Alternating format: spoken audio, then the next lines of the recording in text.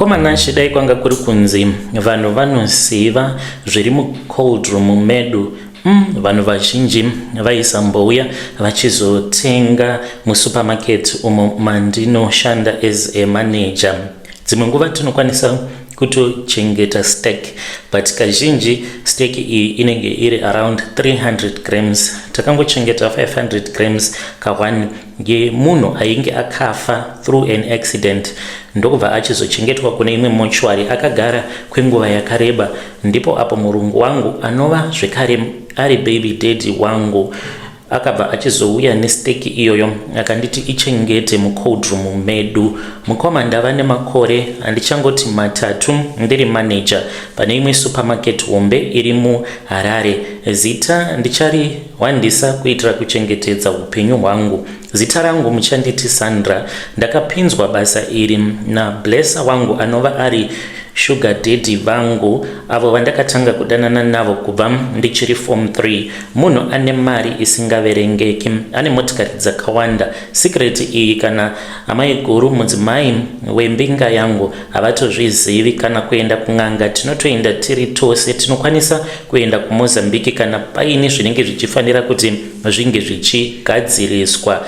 Secret yedu tiri vaviri and anoti ndo zvaanondidira izvozvo kuti pane zvose izvo zvinenge zvichifanira kuti zvinge zvichizoitwa ini ndinongomuti it is okay daddy, ngatiitei tose. Kunyangwe panyama dzevanhu idzo dzaakati dzinofanira kumbopota dzichigara mucold room kuitira kuti macustomers ange achizozara mubuchari. Handina kumbogara ndakaramba, hakuna umwe munhu anozviziva ende ini ndinomuda nemwoyo wangu wose. Ndakakasika ndanzwisisa kuti umwe wangu uyu iye ane marituals ake avo aanoita ende kuti ndige ndichinzi ndaguta ndararama life yakanaka hunge ndatevedzera izvo zvaanenge achindiudza kuti ndinge ndichiita, not kutevedzera chete asi nokutobatsiridza pandinenge ndichigona kuti ndinge ndichimubatsira. Ndokusaka achiti anondida kudarika madiro avo aanoita amai guru. Murume uyu akaromba apo paainge achiita zvekusponsor migodhi kumamaini. Akandiudza kuti akaromba mushure mekunge aita nguva yakareba achingovharwa nemakorokoza. Vaiti kana vakachera achisponsor zviya mari dzainge dzisingabudi zvakanaka, uye zvekare ainge achiti ainge akagadzirwa nehama dzake kuti asazombofa akabata mari yakawanda. Saka kuti ange achizobudirira muupenyu anoti akaenda kun'anga yokuMozambique uko kwaakanojiswa chiropa chemunhu. Akati akachidya chiropa ichocho achita sadza rekutemurira.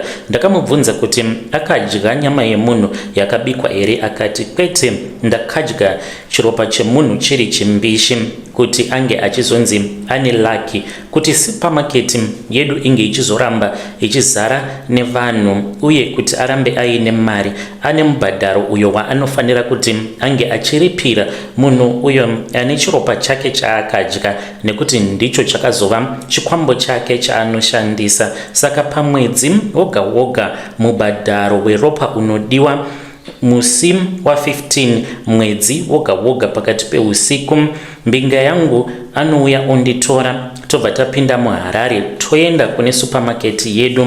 Saka anenge aine kapasel kadiki. Mukapasel umu munenge muine kana 200 grams dzenyama, asi inenge isiri nyama yemombe kana kuti yembudzi, inenge iri nyama yemunhu. Saka dzimwe nguva inenge itori nhengo yemunhurume inenge yakachekwa. Sezvo zvinhu izvi zvisina anenge achizofanira kuti ange achizviziva, tinofanira kuti tinge tichizviita huri usiku, tinotosvika totovhura paya. Saka inini basa rangu samanager ndinopinda mubuchari, iye anenge asingafaniri kuti ange achizopinda neni mubuchari. Ndinotanga ndapinda ndiri ndega, then ndobva ndachizomuridzira muridzo. Anopindamo achiita zvekukambaira. Sezvo tichizviita usiku hatina basa nazvo. Kana CCTV tinotombodzima, ndiyo yatinotanga tadzima kuitira kuti zvisazobatiwa pakamera. Ndinobva ndatora 200 grams iyoyo ndomixa kusanganisa nebatch hombe yebeef mince, nyama inenge yakagaiwa kana iyo inozogadziriswa masausage anozotengeswa mangwana acho masikati kusvika nyama yapera. Nyama iyoyo kana ukaisizina inonaka zvekuti vanhu vanopenga nayo. Kana kuri kunzi uri mubiki wesadza kana uine karestaurant kako ukatenga minzi yedu kana kuti sausage, unoona vanhu vako vanouya nekuti vanenge vachinzwa kuda kudzoka futi, uye unogara uine mari vanhu vachipedza sadza rose iro raunenge uchibika. Vanhu vakawanda vanouya kuzototenga nyama mubuchari medu nekuda kwemhiko idzodzo. Nyaya iyi mukomanashi, of course kune vamwe vanhu vanokwanisa kuti zvamuri kuita muri kukanganisa, but ine mbinga yangu yakandiudza pachena kuti Sandra, amai vevana vangu, kuti iwe unge uchizokwanisa kuzodya uchiguta, unge watondibatsira kuti anoiwana sei kubva kumamochwari. Handina hangu chandinoziva, asi munyika medu as long as kana uine mari zvose zvinogona kuitika nyore. Moyo wangu asi hauna rugare, ndokusaka ndauya pano kuzoreurura. Ndinoti kana ndakatarisa vanhu vandinoshanda navo ndinovanzwira tsitsi, because vamwe vanozotorawo nyama inenge yagarisa vachienda nenyama iya kudzimba dzavo, ina handibati. Kana vanhu pavanenge vachikambira nyama yavanozopiwa nemurungu, ndinonzwa kuda kuvaudza kuti imi musadya mhani nyama nekuti mune nyama yemunhu mukati. Asi iyi handingatauri, nekuti kana ndikataura ndinenge ndava kutokanganisa bhizinesi remurume wangu. Ndiyo secret yandiunza pano mukoma. Ndangoti ndinge ndichiwanawo umwe munhu wekuudza, ndizonzwawo muchiudza vanhu vakawanda, because handina munhu wandinokwanisa kuvimba naye zvekuti munhu iyeye angazonzi anokwanisa kuzochengetedza secret. Ndokusaka ndauya neghost account. Yo vedare ndo message iyo yandakatumidzirwa ichibva kuna vanzvadzi vedu. Ngatitaurei navo vanzvadzi vedu ava mucomment section. Zvakangoma hazvo vedu we, kudyisa vanhu tsvina chaiyo, pakaipa. Ngatitaurei navo mucomment section vanzvadzi vedu ava. Hanzi izvi zvinoitirwa kuti musupermarket munge muchizogara muine vanhu vanenge vakawanda neuwandu hwavo. Yapakaipa. Regedzei tibva taenda panyedu inotevera. Nyedu inotevera yakamira sekudai. Hanzi mukomanashi, nyaya yangu inondiremera ende ndiri kugara zvangu ndichingozvidya moyo wangu. Ndine mavisions awo andinoona gehena ririko zvechokwadi. Ndine dzimwe nguva dzekuti ndinotoona vanhu vachitsva, but vanhu ava pandinovaona ndinenge ndakarara. Ndinoita zvekurota vanhu vanenge vari kuresa neni, ndinenge ndichivaona vanenge vachitambudzika, vachishungurudzwa, vanenge vari muzigomba rakazara nemoto, vanhu vanenge vachiita sekunge vari kubikwa ivavo kusina zororo. Ndo kwandiri kuzoenda kana kuri kunzi ndikafa. Ndava nemakore 10 mukomanashi ndaroorwa. Ndakamboti garei kwenguva yakati rebei ndisina mwana. Ndakatanga kushorwa nemurume wangu achiti ndakangofanana nehuku. Aitoti huku iri nani nekuti kana ukaipa masadza hanzi inokandira zai. Akati zvino iwe zvandinokupa sadza rangu kana mazai haugone kukandira, zvichireva izvo kuti huku itori nani kukudarika. Nekuda kwekurwadziwa ndakabva ndachizoenda kune imwe n'anga iyo inogara kunyanga. Ndaendako yakabva yachizondipa mbeu yayo. Ndakatopiwa mbeu as in masperms chaiwo, ndikanzi ndinge ndichinwa. Akazanganiswa nemushonga nemukaka zvikaita kunge yogurt. Ndokubva ndachizotanga kunwa. Ndakanzi zvandainge ndanwa ndo zvainge zvichazondisuka chibereko changu. Zvechokwadi ndakatanga kuenda kumaperiod ndichiriko kunyanga. Vakanditi kasika udzokere kumurume wako nekuti unofanira kuti unge uchisvika pamba murume wako akuone uchiri kumazuva ako. Saka ndakakasika ndikabvako ndikadzoka kuHarare.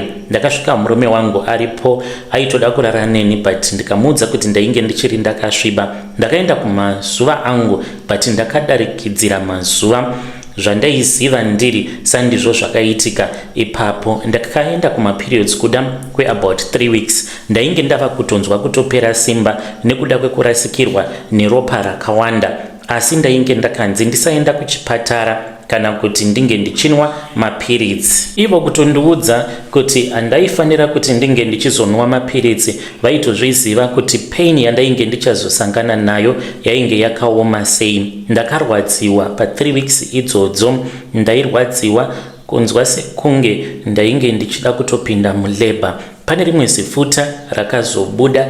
Panguva iyoyo ndainge ndichifonerana nemuzukuru wavo achizoudza sekuru vacho ivavo. Saka mukoma after ndaita nguva yakareba kudaro ndiri kumazuva angu, ndabudisa zifuta iroro, hanzi ndo rainge rakabloka chibereko changu kuti ndisazokwanisa kuita mwana. Ndakafara mukoma after ndazotanga kusangana nemurume wangu mwedzi unotevera.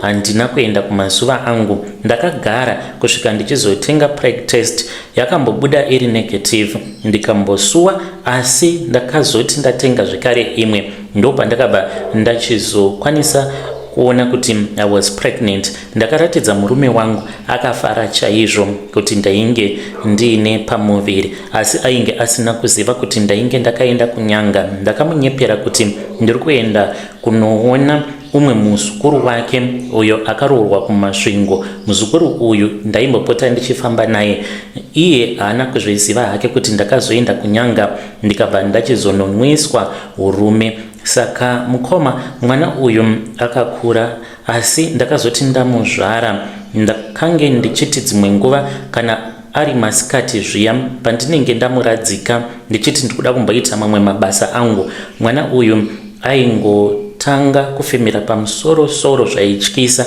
obva ati zii. Ndaiti kana ndikamubata pachipfuva chake aisaresponda, kuita sekunge munhu anenge atofa. Mazuva ekutanga ndaitochema kuti mwana wangu atofa, asi ndaizoti ndikatanga kuchema kudaro ndaibva ndaona phone call ichipinda kubva kunyanga, ari muzukuru wasekuru uya achindiudza kuti ndisachema because mwana haana kufa. Sekuru vekundibatsira vakasvika pakushayika, ini handina kuzomboendako kunyanga sezvo vainge vasina kumbogara vakandiudza kuti ndaifanira kuti ndinge ndichizoendako kunyanga.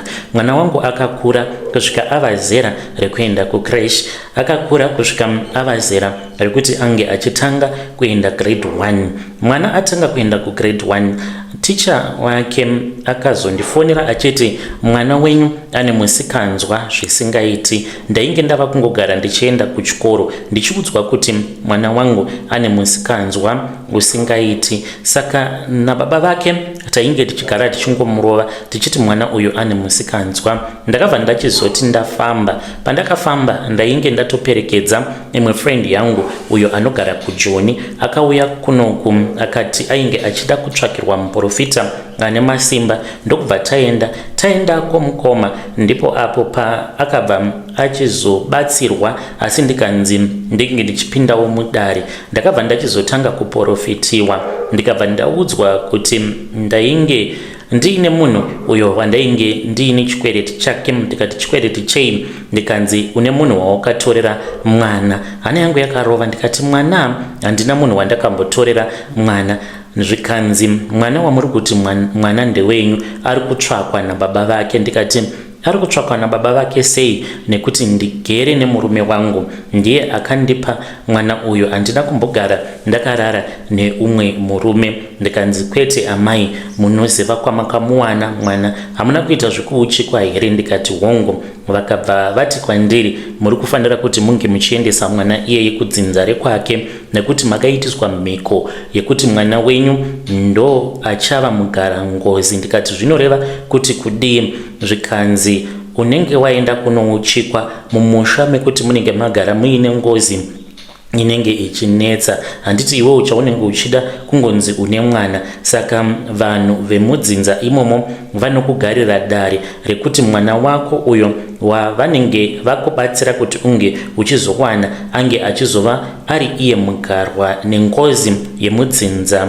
iroro. Zvinhu zvandainge ndisingatozivi kuti pakuuchikwa unokwanisa kutopiwa chipo chemwana, asi mwana iyeye ozokutambudza zvekare nekuti anenge achitogarwa nemweya wengozi. Ndikanzi ndokusaka mwana wangu aine musikanzwa. Zvose zvekunzi musikanzwa madzibaba ivavo vainge vasingafanire kuti vange vachizviziva, because munhu ainge asingatogari munharaunda yandinogara nemurume wangu.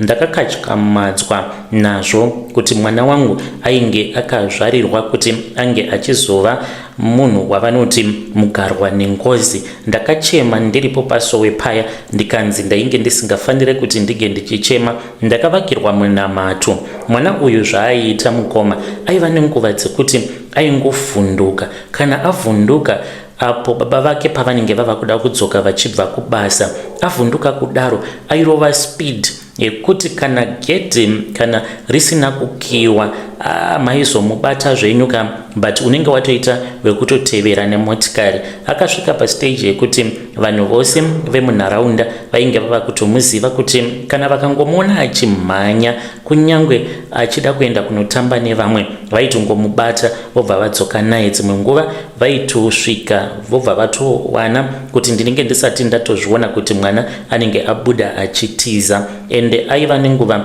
dzekuti anokwanisa kungoskrima zvinenge zvisinganzwisisike pakati peusiku. Handina kunge ndakaziva kuti ainge ari kutotsvakwa nedzinza rake. Ndakati zvino ndodii pano? Munamato wavakandipa wakaita sekunge wakambozorodza. Ndakazoti ndawana mukana, murume wangu akabuda muno muZimbabwe kune kwavainge vaendeswa nebasa. Ndikabva ndati tande ndakanangako kunyanga. Ndasvikako ndakawana kuti pamba pasekuru painge pachiri kuitwa zvematare. Ndikafara chaizvo. Ndakagarapo kwemazuva maviri because painge paine vanhu vainge vakati wandei vainge vabva kunana Mozambique vainge vauya kuzobetserwa. Nguva yangu yakazoti yakwana yekupinda mumatare. Bhuku ndo parakabva rachizobuda. Ndakaona kuti zvimwe zvainge zvakanyorwa mubhuku zvainge zvisiri zvinhu izvo zvandainge ndakambotaurirana nen'anga sekuru vavo, zvinhu zvavakangonyora vari vega. Pamwe pacho handingavashori nekuti iniwo kusaidi kwangu ndainge ndiri desperate makore acho iwawo. Chandainge ndichingoda ndechekuti ndinge ndichingodarikidzirwa dambudziko rangu. Handina kunge ndakaziva mukomana, chidai ndainge ndakaziva ndingadai ndisina kumboenda kunouchikwa nen'anga kuti zvinhu zvandainge ndichiita zvainge zvitori nemacontracts mukati. Ndakatoona kutoti mwana wangu zita rake iro ravakati ndiro randainge ndichifanira kuti ndinge ndichizomupa zvechokwadi ndo zita randakamupa. Ainge akanyorwa zita rake nepeni yered. Rangu zita rainge rakatonyorwa nenormal pen yeblue, but rake pose pavaitaura nezvake painyorwa nepeni yered. Ndakabvunza vanhu vepamusha ipapo kuti zvainge zvichirevei tiri mumatare. Ndopavakabva vachizoti pano tiri kuona kuti ropa iri handiti ropa rako zvechokwadi. Sekuru ivavo vakandibaya netsono vakati kana uchida kuti ndige ndichikuuchika ndava kuda kuti ungochisaina apa. Mushure mekunge panyorwa zvakanyorwa, ino handina kumboita nguva yekuti ndinge ndichizoverenga nekuti ndainge ndichingoda mwana. Kutaura chokwadi mukoma zvakawanda ndainge ndisinei nazvo. Saka vakandibaya netsono yavo. Vandibaya netsono kudaro ndopavakabva vachizokwizira chigunwe changu papeji racho ipapo pavainge vanyoresa izvo zvavainge vanyora vachiti ndozvedare rangu, kuitira kuti kana ndikazodzoka ivo kana kuri kunzi vanenge vafa. Saka ndakatoona kuti zvechokwadi ndainge ndatojyiwa nemhosva because kusaina ndainge ndakatosaina. Ndakabva ndatanga kuchema, vakati ivo vanoda mombe dzekuti ngozi yacho inge ichienda kunoripirwa. Vakati ngozi yacho tichataura nayo, sezvo iwe uri kuti uri kuda mwana wako kuti ange achinzi mwana wako, tobvisa mweya uri paari. Zvinenge zvichida kuti tinge tichitaura nemweya wengozi. Mweya uyu wengozi wakabva kwachizoitwa kuhukiwa, ukabva kwachizotanga kutaura uri pane umwe mwana. Ngozi yacho yakatanga ichiti inoda mombe 46. Ndikati nhai Mwari, mombe 46 ndinodziwana kupi? Ikati ndakunzwira tsitsi, ndava kuda mombe 18 kubva kwauri. Ndikati still 18 handina kwandinodziwana. Plus yaitaura zvekuti mombe idzi dzinofanira kuti dzinge dzichibva not kwandiri asi dzichibva kudzinza reuko kwandakaroorwa. Vanofanira kuita mushandira pamwe. Ndikati nhai Mwari, zvinhu zvekuti ndingaudza here murume kuti ndine mweya wengozi wandakakukokerai mudzinza rekwenyu pandakauchikwa, ndo zvakaitika izvi. Ndakabva ndati saka hapana here imwe solution? Zvikanzi kwete, solution hapana. Ndakatanga kuchema ndikanzi ndige ndichimbobuda mumatare, because mumatare unenge usingafanire kuti unge uchizochema. Zvadaro ndakagara mukoma ndokubva ndachizodaidzwa futi mumatare, apo pandakazoudzwa solution. Ndadzokera mumatare ndakabva ndaudzwa kuti mudzimu wasekuru vacho wainge wandinzwira tsitsi. Ndikati thanks God. Ndakabva ndaudzwa kuti sezvo ivo sekuru vacho originally chainge chiri chigure, mwana wangu ari kufanira kuti ange achizojoinawo zvigure, otanga kuita zvezvigure kuzonosvika achizonofa, kana kuri kunzi mukukura kwake akazosarudza kuda kubuda muzvigure anobva atanga kutevererwa futi nemweya wengozi. Ende vana vake vaanenge achazozvara nemudzimai wake waachazoroora, vana ivavo vanenge vasiri vana vake, vanenge vari vana vengozi. Ndakaudzwa kuti kana ndikangoda kunamata nezvayo nyaya iyi ndinobva ndatotanga kutopenga, kana kuti iye mukukura kwake anozogumisidzira ava mwana wekuti anenge ava kutopenga. Ndo zvandakaudzwa mukoma. Option yacho yavakandipa yavakati iri nani. Ndakadzoka kuHarare. Ndadzoka kuHarare takagara tikagara. Iko zvinozvi mwana wangu mukoma anotozviti iye chigure, haasati akambozviudza umwe munhu, but anoti kana ndinaye zviya tiri pamba anokwanisa kungoti ye ari ega ari mune imwe room. Kana ndikamhanya ndichienda muroom muya ndinokwanisa kumuona anenge achijamba ari pamusoro pemubhedha achiita sekunge ari kudzidziswa nezvimwe zvigure zvandinenge ndisingaoni. Nerimwe zuva mukoma nashe takati tatenga huku, because tinowanzokutenga huku dzinenge dzakati one day. Saka huku idzi kana ndadzitenga dziri 11 kana kuti 10 ndinofanira kuti ndige ndichizodzislota inini nemusikana wangu webasa. Saka takangopinda mumba 2 minutes tichiti tava kugadzirirawo madhishi nekuboilisa mvura kuti tinge tichizodziundura. Takadzisiya dziri paloni. Tadzisiya paloni kudaro, patakazobuda ndakanzwa maid achiscreama, ndokubva ndamhanya ndichienda panze ndichiti zvimwe kuda painge paine nyoka or something bad had happened. Pandakabuda panze ndo pandakaona mwana wangu ainge akagara akabata huku iyo yaainge achitoruma achiita yekutodya.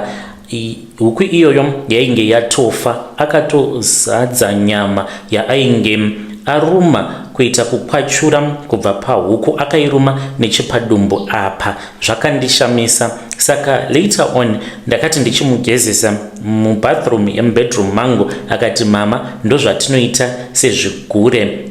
Nyama yehuku kana uri chigure haufaniri kuti unge uchidya nyama yehuku inenge yakabikwa iine sauti. Musaisa sauti, handiti mama. Ende iye pane zvose zvaanoita haatombozvione sekunge anenge achikanganisa. Tainge timbori vanhu vainge vachimurova chaizvo, but takazongosvika pakungosiyana nazvo tichitoona kuti iyi mwana wacho munozosvika pakumukuvadza. Chandikunza pano mukoma ndiyo nhau iyi yekunzi mwana wangu anofanira kutoti ange achizotojoina zvigure. Hanzi ndiri kufanira kuti ndinge ndichitomutsvakira zvigure muno muHarare ojoina club yezvigure. Ende nekufamba kwenguva baba vake vanofanira kuti vange vachizozviziva. Kana akafadza mudzimu wasekuru avo vekundibatsira pavakandiuchika, hanzi vanokwanisa kuzomuchengetedza oregedza kuzova mugarwa nengozi. Ndibetsereiwo mhuri yeZimbabwe. Ndakanzi kana ndikangonamata nezvayo nyaya iyi kupenga straight away. Chandakazvitangira dai hangu ndakangogara ndisina mwana, because mwana wacho kana ndakazvitarisa ndakangomuzvarirawo hangu nhamo. Kukura kwake shuwa mukore unozvonzi